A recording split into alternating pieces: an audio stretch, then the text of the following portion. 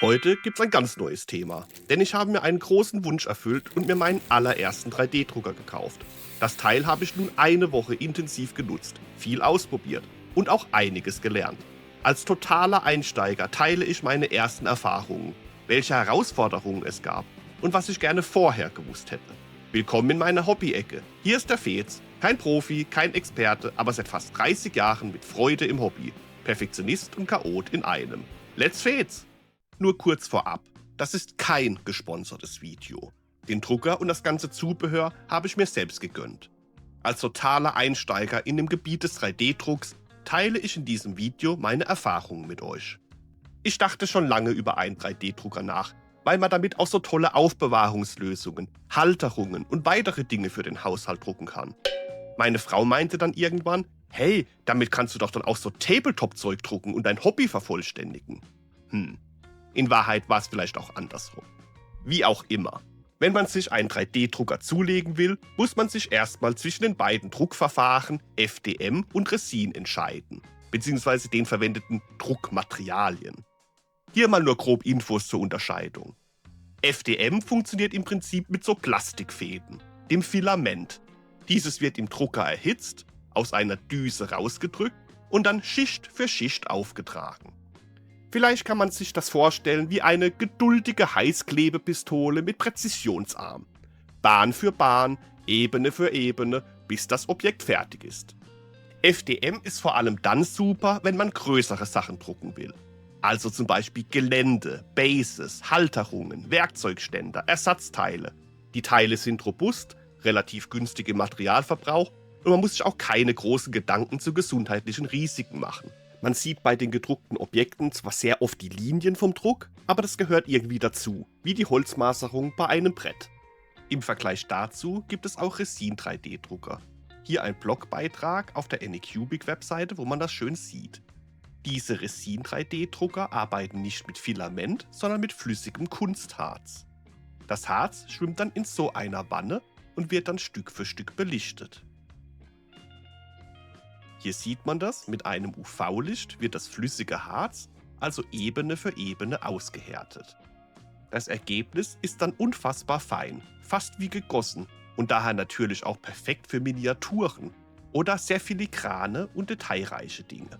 Aber beim Drucken mit Harz entstehen Dämpfe. Das ist gesundheitlich nicht ohne. Man braucht Handschuhe, eine Maske, man braucht Alkoholbäder, um die gedruckten Miniaturen nach dem Druckvorgang zu säubern, und einen sehr gut belüfteten Raum, der dann aber auch gleichmäßig beheizt sein muss. Ein ungedämmter Dachboden oder die unbeheizte Garage funktionieren da nicht. Genauso wenig wie das Wohnzimmer. Diese Hindernisse bei Resindruckern waren für mich als Einsteiger zu abschreckend und auch zu umständlich. Ohne Umbaumaßnahmen hätte ich nicht einmal einen geeigneten Aufstellort für einen Resin 3D-Drucker. Darum fiel meine Wahl auf FDM. Das klang alles sehr viel einfacher und unbedenklicher. Keine Gesundheitsgefährdung und keine besonderen Anforderungen an den Aufstellort. Das waren für mich schon genug Argumente. Wie meinen aufmerksamen Zuschauern vielleicht schon aufgefallen sein könnte, ist meine Wahl auf einen Drucker von Anycubic gefallen. Es gibt aber natürlich mehrere bekannte Hersteller, über die ich bei meiner Recherche gestolpert bin. Neben Anycubic auch Bambu Lab, Creality und Elegoo. Bambu Lab ist dabei so ein bisschen der Apple unter den 3D-Druckern. Super modern, top verarbeitet und zuverlässig. Die haben von meinem Eindruck her so die technische Vorreiterrolle. Man liest oft Positives zur schnellen Druckgeschwindigkeit und der hohen Qualität der Ausdrucke. Außerdem wird die Benutzerfreundlichkeit durchgängig gelobt und deshalb ist wohl Bambu Lab für Anfänger sehr gut geeignet. Das klingt alles perfekt und sehr edel, befindet sich deswegen aber auch im höheren Preissegment.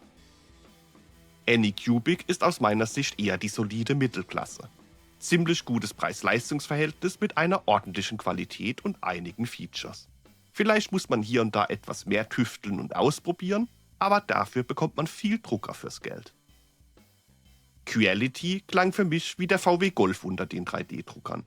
Ein Klassiker. Riesige Community, unzählige Mods, Ersatzteile, Forenbeiträge. Man findet wohl für jedes Problem irgendwo eine Lösung. Technisch auch oft etwas offener gebaut, Also ideal für technisch versierte Bastler, die gerne schrauben und optimieren. Also definitiv nix für mich. Elegoo wiederum ist vor allem im Resin-Bereich sehr stark vertreten. Die sind quasi die Spezialisten für die feinen Drucke mit flüssigem Harz. Inzwischen bauen sie wohl aber auch solide FDM-Drucker, die auch ein gutes Preis-Leistungs-Verhältnis haben sollen. In der näheren Auswahl für meinen allerersten FDM-Drucker waren bei mir Bambu Lab und Anycubic. Zur Halloween-Zeit gab es gute Rabatte und ich wollte unbedingt zuschlagen. Am Ende habe ich mich dann für Anycubic entschieden. Mein Bauchgefühl sagte mir einfach, dass das Gerät für den Anfang besser für mich passt. Und natürlich auch, weil trotz Rabatt rund 250 € dazwischen lagen. Für den ersten Ausflug ins 3D-Druckland wollte ich dann doch nicht gleich all-in gehen. Meine Wahl fiel jedenfalls auf den Cobra S1 Combo.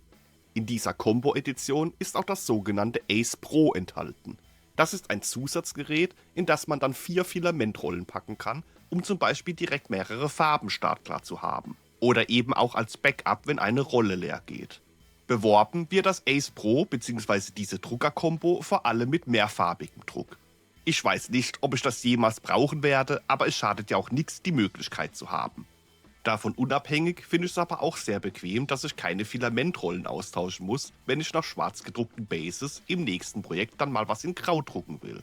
Meine Standardrollen sind einfach vorinstalliert und bereit zum Loslegen. Die technischen Details waren für mich ohne jegliche Erfahrung auch eher erstmal lustige Zahlen und Fakten ohne viel Bedeutung. Ob eine Druckgeschwindigkeit bis zu 600 mm pro Sekunde nun gut oder schlecht war, ja, keine Ahnung, ist wohl mehr oder weniger auch der aktuelle Standard. Das geschlossene Gehäuse fand ich super und ich schaute ja auch speziell nach dieser Druckerbauweise. Die offenen Drucker gefallen mir persönlich auch einfach nicht wirklich.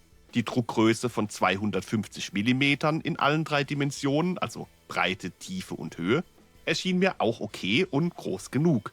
Beim vergleichbaren Gerät von Bambu Lab wären das zum Beispiel 256 mm gewesen. Aber ob die 6 mm jetzt so den Mega-Unterschied machen, I don't know. Die Angabe mit dem nur 44 Dezibel leisem Druckmodus fand ich auch super. Ob man das selbst als leise oder störend empfindet, ist irgendwie ja auch Ansichtssache. Ich habe es auch nicht nachgemessen, ob das wirklich nur 44 Dezibel sind oder auch mehr. Aber man muss halt bedenken, dass so ein Drucker halt auch mal mehrere Stunden läuft.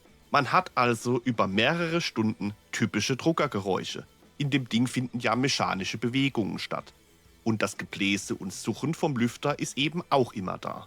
Das Empfinden von Lautstärke und Geräuschen ist da ja auch schon sehr individuell und auch stimmungsabhängig. Zumindest ist es bei mir so.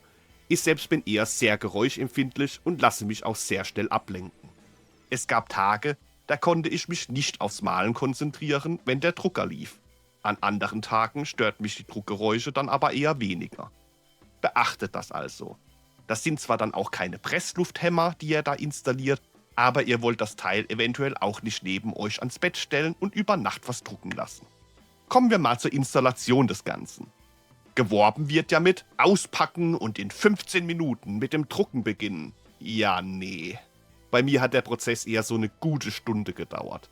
Ich war da vermutlich auch hier und da einfach übervorsichtig und das Teil war halt auch echt eine teure Anschaffung für mich und deswegen bin ich da lieber etwas ruhiger und langsamer an die Sache rangegangen. Wäre einfach brutal ärgerlich gewesen, wenn ich dazu hektisch gewesen wäre und gleich was kaputt gemacht hätte. Auf jeden Fall war die Einrichtung für mich als Laien aber relativ gut und auch einfach möglich, auch wenn ich mir Zeit dabei gelassen habe. Was da vermutlich aber auch geholfen hat, war, dass ich mir vorher auf YouTube ein paar Videos zum Drucker angeschaut habe, während das Ding auf der Reise zu mir war. Deshalb hatte ich hier und da schon eine grobe Ahnung davon, was mich erwartet. Ja, und während ich da im Hintergrund noch fleißig den Drucker installiere, reden wir doch mal kurz über das Thema Filament. Filament und Filamentrollen habe ich in dem Video ja auch schon hier und da erwähnt. Aber jetzt wird's mal Zeit für mehr Infos. Vor allem zu den unterschiedlichen Arten des Filaments. Genau, richtig gehört, da gibt's verschiedene. Und damit sind nicht etwa die verschiedenen Farben gemeint. Wir wissen ja bereits, dass FDM-Drucker im Prinzip mit diesen Plastikfäden drucken. Diese Fäden, also das Filament, ist auf Rollen aufgewickelt. Das wird dann beim Drucken langsam abgewickelt, erhitzt und vom Druckkopf Ebene für Ebene auf eine Druckplatte gelegt, bis das gewünschte Objekt fertig ist. Man kauft sich also einfach eine Rolle Filament in der gewünschten Farbe und gut ist. Dachte ich. Aber ich bin ehrlich. Mich haben die vielen verschiedenen Arten erstmal erschlagen. Als Anfänger wird man mit 20 verschiedenen seltsamen Abkürzungen konfrontiert. Zumindest fühlte ich mich so. Puh, ist das kompliziert. Aber irgendwann blickt man da hoffentlich schon durch, dachte ich mir. Ja. Und wenn man sich mal etwas damit befasst hat, ist es auch keine Raketenwissenschaft mehr. Aber den kompletten Durchblick habe ich trotzdem noch nicht. Ist nach einer Woche auch okay und deshalb auch mal hier nur ganz grob die 4 wichtigsten Arten aus meiner laienhaften Sichtweise. Starten wir mit PLA. Das ist das Standardfilament, der Allrounder. Biologisch abbaubar, gehört in den Restmüll. Lässt sich super drucken, stinkt nicht und ist perfekt für den Einstieg. Das ist auch das Material oder die Filamentart, mit der ich bis jetzt alle meine Drucke in dieser Woche durchgeführt habe. Dann gibt es PETG. Das ist etwas robuster und hitzebeständiger als PLA. Soll wohl auch etwas zickiger beim Drucken sein.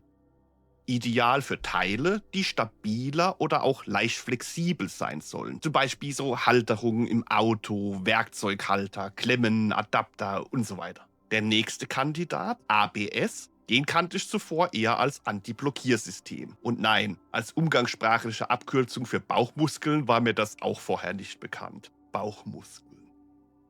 Also, die Filamentart ABS ist wohl sehr widerstandsfähig, aber riecht wohl beim Drucken auch sehr stark und braucht einen geschlossenen Druckraum. Geschlossener Druckraum hat mein Drucker. Aber auch allgemein braucht man beim Druck mit ABS wohl eher einen gut belüfteten Raum. Man kann damit wohl auch zum Beispiel Gehäuse oder Ersatzteile für Geräte drucken. Griffe, Clips, Halter, Scharniere, Outdoor-Sachen und so ein Zeug. Klingt für mich jedenfalls eher nach Profi-Filament. Dann gibt es noch eine besondere Filamentart, das TPU. Das ist gummiartig und flexibel. Für alle Spezialfälle wie Dichtungen, Handyhüllen, Schutzkappen oder anderes experimentelles Zeug. Soll für Einsteiger auch eher tricky sein. Das sind so die 4 Hauptarten, über die ich stolperte. Und klar, es gibt da noch zig Unterarten, teilweise auch gar nicht einheitlich benannt. PLA Plus oder PLA Matt, das dann nicht so glänzen soll. Oder transparentes PLA. Dann gibt's auch noch so Spezialmischungen. Carbon, Holz, Glitzer, Einhornstaub. Aber ganz ehrlich, als Anfänger habe ich da noch keinen Plan von. Zum Start habe ich mich auch erstmal nur mit ganz normalem Standard-PLA in verschiedenen Farben und auch etwas mattem PLA eingedeckt. Nachdem der Drucker zusammengebaut war und am Strom hing, startete ich beide Geräte und klickte mich durch das Softwaremenü. Das Menü habe ich auch bewusst auf Englisch gelassen. Oftmals sind die englischen Bezeichnungen einfach klarer und verständlicher als schlecht ins Deutsche übersetzte Begriffe. Den Drucker dann noch ins Netzwerk geholt, Firmware-Updates für Drucker und das Ace Pro durchgeführt und dann direkt losgelegt. Noch bevor ich irgendeine Smartphone-App oder Software für den PC installiert hatte. Denn als erstes habe ich natürlich direkt das Benchy gedruckt. Ich wusste vorher auch gar nicht, dass das Teil Benchy heißt. Aber jeder, der nur entfernt was mit 3D-Druck am Hut hat, kennt das Teil. Der Name kommt übrigens von Benchmark. Das Modell wird also gerne zum Benchmarking von 3D-Druckern und Materialien verwendet. Ach, ich erinnere mich noch gut daran. Und das müsste mittlerweile mindestens 10 Jahre her sein. Da hatte sich ein Arbeitskollege einen 3D-Drucker geholt. Grüße an Felix, falls du das sehen solltest. Glaube ich zwar nicht, aber man weiß ja nie. Die Untersetzer, die du mir gedruckt hast, sind bis heute auf meinem Schreibtisch im Einsatz. Erinnerungen. Also, zumindest hatte dieser Kollege Felix damals diesen 3D-Drucker. Und er hatte dann eben auch mal ein Benchy für mich bzw. meine kleine Tochter Rosalie gedruckt. Ja, das müssen also rund 12 Jahre sein.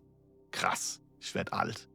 Also, das Benchy, damals in knalligem Orange, überlebte viele Kaperfahrten in der Badewanne und hat seinen Dienst definitiv erfüllt.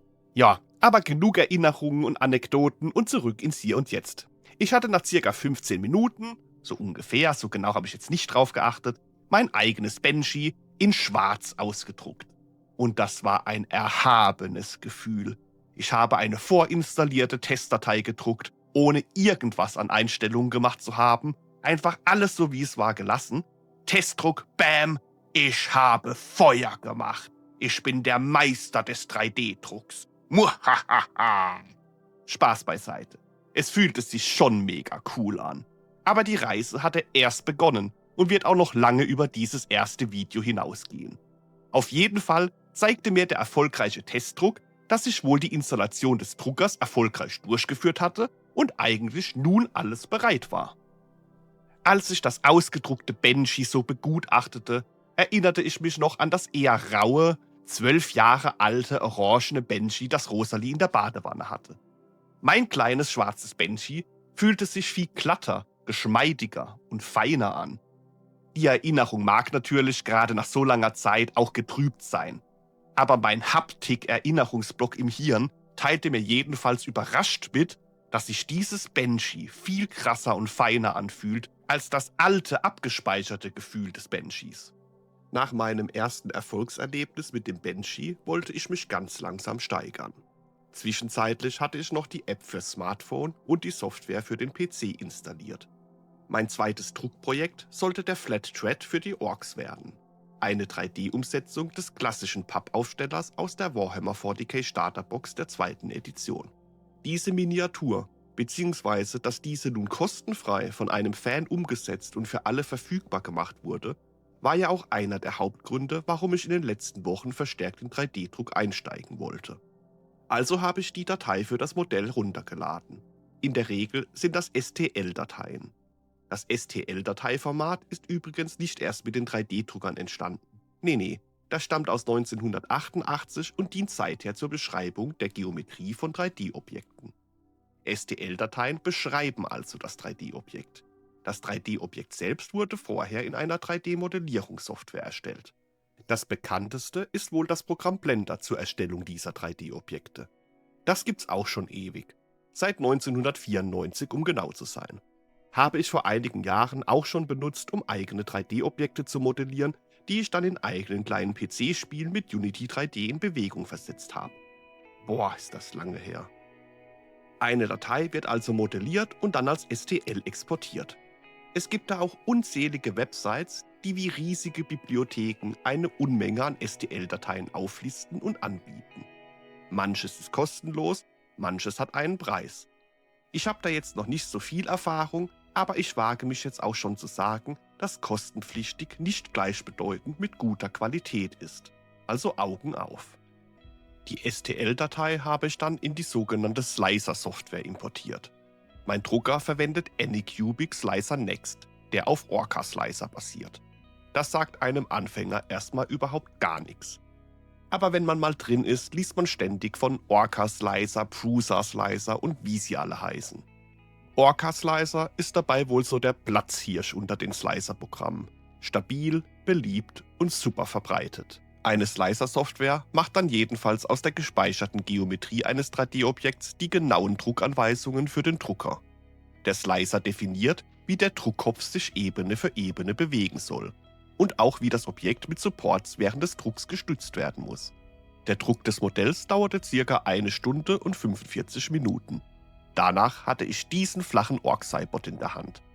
Cool, mein erstes aufwendigeres Modell. Hier kam ich dann auch das erste Mal in den Genuss, in ganz großen Anführungszeichen, die Supports von einem Druck zu entfernen. Supports sind während des Druckvorgangs sehr wichtig. Sie sind dafür da, um die Objekte und vor allem die überhängenden Teile eines Modells beim Druck zu stützen. Ohne Supports müsste der Drucker manche Teile einfach in die Luft drucken. Und das funktioniert nicht, weil das Filament dann keinen Halt hat und einfach absacken würde. Diese Supportstrukturen werden einfach mitgedruckt. Je nach Modell brauchen die sogar fast genauso viel oder auch mehr Filament wie das eigentliche Teil. Nach dem Druck bricht man die Supports dann ab oder zieht sie vorsichtig runter. Am häufigsten werden mittlerweile sogenannte Tree Supports verwendet. Ein Tipp für ungeduldige Menschen wie mich: Lasst alles nach dem Druck erstmal abkühlen. Wenn das Zeug noch zu warm ist, ist es auch viel wahrscheinlicher, dass euch etwas vom Modell abbricht oder sich verbiegt.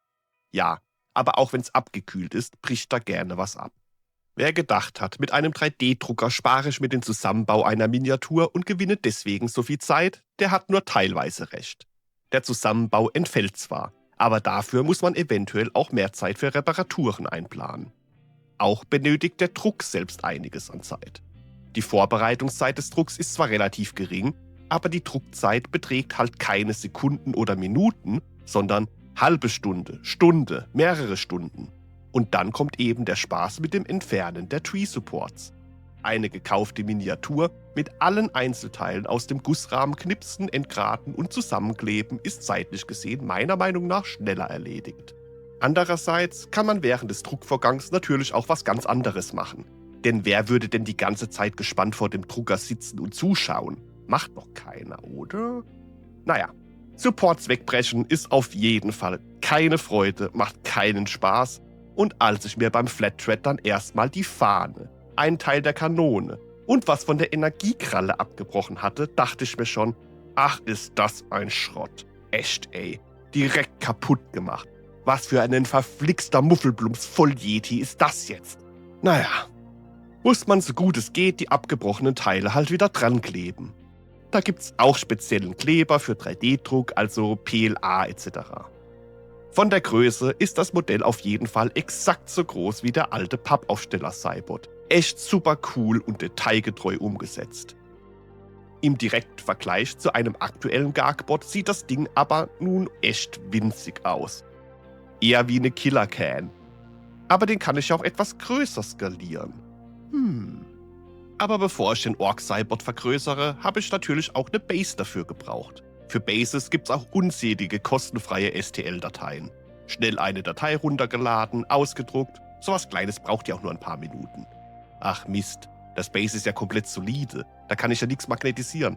Also, nächste Datei, diesmal Base mit Hohlraum. Magnete passen? Wunderbar. Dann habe ich testweise noch einen kleinen Grabstein gedruckt, so als Deko, die man aufs Base packen kann. Jetzt nicht für den Cybot, sondern ich dachte dann meine Soulblight Gravelords. Der Grabstein ist dabei aber auch erstmal zu groß rausgekommen, aber egal, es hat geklappt.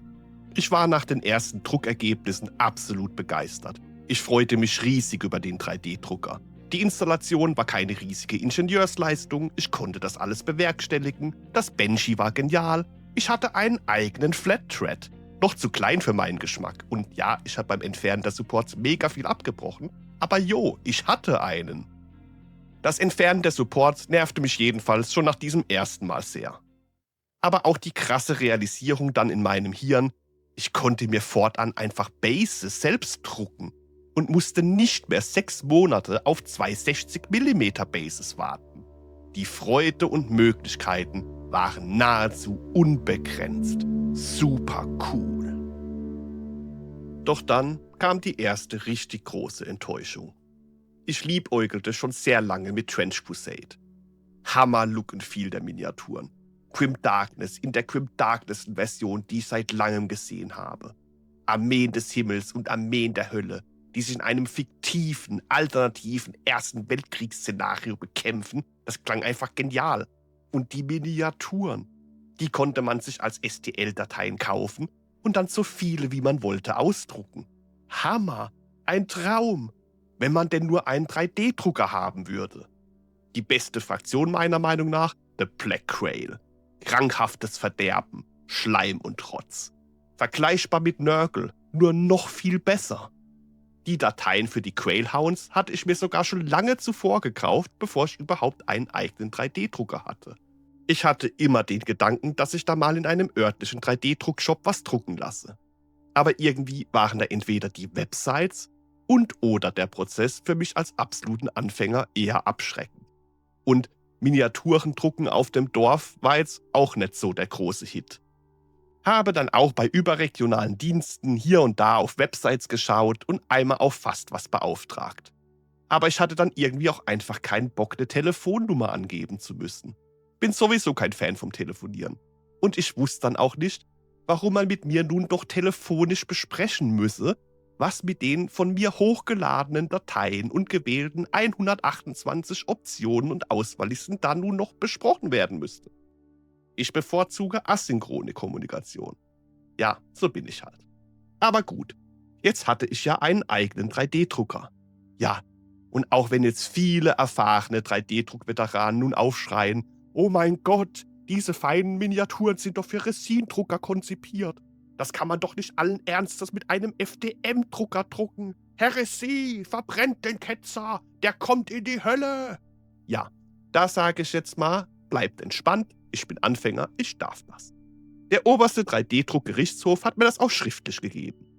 Für die Quailhounds habe ich dann auch mal das mattgraue PLA ausgepackt und statt 0,2 mm Schichtstärke für mehr Details mal auf 0,12 mm reduziert. Und losgedruckt. 55 Minuten voller Spannung. Und es kam Müll raus. Hä? Was ist das denn? Das ist ja nur so Spaghetti-Plastik. Okay, nochmal. Nehmen wir halt doch wieder die 0,2 mm Schichtstärke, einfach um zu sehen, wie es klappt. Bisher war ja mit 0,2 mm auch alles gut. Dauert diesmal auch nur 34 Minuten, super. Und es kam wieder nur Müll raus. WTF? Mein Traum war zerstört. Die Profis hatten recht. Ohne Resindrucker würde ich nicht mehr glücklich werden. Ich müsste eines der Kinder bitten, das eigene Zimmer zu räumen, damit ich eine Resindruckerwerkstatt da reinbauen könnte. Keines der Kinder würde meine Not erkennen und freiwillig das Zimmer räumen. Also müsste ich es entscheiden. Oder auswürfeln. Oder ich würde einfach das Lieblingskind bevorzugen. Wer weiß. Ich dachte nach, was sich zu den vorherigen erfolgreichen Drucken noch geändert haben könnte. Aha, das lag bestimmt am Filament. Die Schichtstärke war ja genauso wie zuvor auch, aber das Filament hatte ich ja geändert. Zurück zum normalen grauen Filament. Dauert nochmal 34 Minuten. Wieder Müll. Was ist da los, Herrschaftszeiten noch einmal? Ja, und dann habe ich mal kurz recherchiert, weil ich so eine Vermutung bekam. Was bedeutet das eigentlich genau, dass ich von diesen Quailhounds eine Supported als auch eine Unsupported Datei hatte? Tja, das Ergebnis wird für Veteranen kaum überraschend sein. Mich straft die Erkenntnis aber dann doch. Das hätte man auch vorher erahnen können. Die Supported-Dateien haben Supports für Resindrucker. Die Unsupported kann man in den Slicer importieren und dann vom Slicer eigene Tree-Supports für FDM-Druck einfügen lassen. Das war die ganze Zeit mein großer Fehler. Ich habe einfach auf einem FDM-Drucker Miniaturen mit Resin-Supports drucken wollen. Das funktioniert halt nicht so mega gut. Hatte also auch gar nichts mit der Stärke der Druckschicht oder dem verwendeten Filament zu tun. Ja, aber so ist das eben mit neuen Dingen und das macht's ja auch spannend. Man probiert Dinge aus, etwas klappt nicht, man sucht nach Lösungen und dann irgendwann hat man was dazugelernt und kann sich freuen. Cool. Um aus Fehlern zu lernen, bedarf es natürlich auch einem gewissen Maß an Reflexionsfähigkeit der eigenen Entscheidungen. Aber wenn man diese hat, ist das echt eine tolle Sache. Wer denkt, nie selbst Fehler zu machen, verpasst da echt was im Leben, finde ich.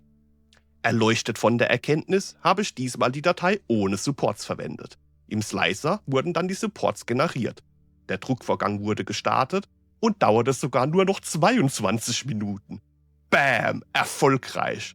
Ich habe einen eigenen Trench Crusade Quailhound. Das ist so geil. Nach dieser gemeisterten Herausforderung war ich nun mutig. Mal ausmessen, wie groß der aktuelle Garkbot ist und wie groß der ausgedruckte Flat-Thread. Dann bissl mathematische Superpower angewandt und zack, wenn ich das Teil auf 143% skaliere, dann würde das vom Erscheinungsbild eher passen. Also zumindest von der Breite und der Höhe. Die Tiefe des Modells bleibt im Vergleich zum neueren Garkbot geringer. Aber es ist ja auch ein Flat-Thread. Wieder das matte Grau ausgewählt, weil daran lag es ja nicht. 0,2 mm Standardschicht. 3 Stunden 54 Minuten Druckzeit. Okay, das ist natürlich schon wesentlich länger, aber los geht's. Und dann brach erneut die Hölle los. Nach 2 Stunden und einem halb gedruckten Modell kam die Fehlermeldung Filamentstau. Der Papierstau der Experten. Filamentzufuhr im Ace Pro als auch dem Filament Multi-Hub-Dingens geprüft. Sollte passen. Weiter. Der Drucker druckt wieder für ein paar Sekunden. Erneut Fehlermeldung. Und dieser Prozess dauerte dann fast 2 Stunden. Ich habe Dinge am Ace Pro abgeschraubt, geprüft, Filament-Hub abgeschraubt, Anycubic Hilfswiki durchgelesen, Videos geschaut. Bis ich dann gelesen habe, dass auch jemand schrieb, dass er auch in Slot 4 mit mattem Filament auf Kartonrollen Probleme hatte. Ich hatte mattes Filament auf einer Kartonrolle im Slot 4.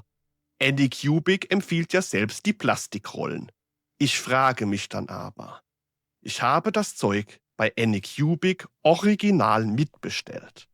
Das normale PLA war auf Plastikrollen. Warum packt ihr Spezialisten dann euer Mattfilament, das auch noch teurer ist, auf so Dreckskartonrollen, von denen ihr wisst, dass die nicht so gut funktionieren? Leider blieb mir frustriert irgendwann nichts anderes übrig, als den Druck komplett abzubrechen. Darum habe ich auch diesen halbfertigen Flat Thread. Daraus werde ich auch noch irgendwas machen, so ein zerstörtes Garkbot-Geländeteil oder sowas. Und aber es hat mich schon brutal genervt. Jetzt liegt dieses teure, matte Filament, was ich auch noch in anderen Farben bestellt habe, einfach hier im Eck und ich weiß nicht, ob ich das noch benutzen mag. Vielleicht probiere ich auch einfach mal diese Papprolle in einem der anderen Slots aus. Vielleicht ist es wirklich nur, dass es im 4. Slot uneben ist oder I don't know. Es ist einfach die Entscheidung von dem Hersteller, die auch noch überall schreiben, benutzt Plastikrollen, dann das teure Filament auf eine Papprolle zu packen, kann ich halt nicht verstehen. Das ist mir zu hoch. Ich habe dann also das normale graue Filament ausgewählt und den Druck nochmal gestartet. 3 Stunden und 54 Minuten später. Endlich erfolgreich. Da habe ich meinen Flat Thread auf 143% skaliert und von der Größe her echt super vergleichbar mit dem aktuellen Garkbot. Super cool. Ich war wieder happy. Bei der größeren Miniatur war das Entfernen des Supports auch etwas einfacher, mag aber auch daran gelegen haben, dass meine Augen besser erkennen konnten, was ich da in der Hand habe. Naja, das Banner habe ich trotzdem abgebrochen. Sodele, das waren meine ersten spannenden Tage mit meinem allerersten 3D-Drucker. Das erste ausgedruckte Banshee war bereits ein Erfolgserlebnis. Dann mein flacher Dreadnought. Der erste Spaß mit abgebrochenen Details beim Entfernen der Supports. Dann das Unwissen über Resin-Supports und FDM-Supports. Und der Aha-Moment hin zur ersten erfolgreich gedruckten Trench Crusade-Miniatur. Die nächste große Herausforderung bei der schweißtreibenden, panischen Fehlersuche nach gestautem Filament. Mit der Angst, dass nach wenigen Tagen nun alles bereits hinüber war. Der Drucker war zerstört, alles war vorbei. Und am Ende war es einfach die Papprolle des Filaments, die rumgezickt hat. Oder das Filament nach so langer Druckzeit. Wird wohl auch ein Rätsel bleiben. Mit den Plastikrollen und dem normalen PLA hatte ich zumindest keine Probleme mehr. Ich werde das matte Filament aber trotzdem auch nochmal verwenden. Vielleicht einfach in einem anderen Slot. Tja, und dann hatte ich sogar meinen Flat Thread in der für mich passenden Größe. Für mich waren das unglaublich spannende Stunden und Tage beim ersten Einstieg in 3D-Druck. Ich glaube, ich habe schon viel dazugelernt bzw. dazulernen müssen. Man sagt ja so schön, aus Fehlern lernt man. Beim ersten Filamentstau lernt man auch seinen Drucker viel besser kennen. Auch wenn es bei Problemen etwas stressig war, weil ich erstmal überfordert war, was ich überhaupt machen sollte, so bin ich zurückblickend aber auch schon stolz auf das, was ich in so kurzer Zeit erreicht habe. Ich habe zwischenzeitlich natürlich noch weiter fleißig gedruckt und sogar modelliert. Aber das würde den Rahmen des Videos nun vollends sprengen. Da werde ich dazu aber bestimmt noch hier und da mal ein Video machen. Ich bedanke mich auf jeden Fall bei euch fürs Zuschauen und dranbleiben. Schreibt mir doch gerne in die Kommentare. Seid ihr schon erfahrene 3D-Druckexperten oder habt ihr euch, so wie ich, bisher noch gar nicht dran getraut? Wenn ihr schon Dinge selbst gedruckt habt, habt ihr Tipps oder auch lustige Storys zu euren Druckerlebnissen? Lasst es uns wissen. Ich freue mich, von euch zu lesen. Wenn euch das Video gefallen hat, lasst bitte auch einen Like da. Wenn ihr mehr aus meiner kleinen Hobby-Ecke sehen wollt, freue ich mich über euer Abo. Das hilft mir als kleinem Hobbykanal immens und ist ein krasser Motivationsschub.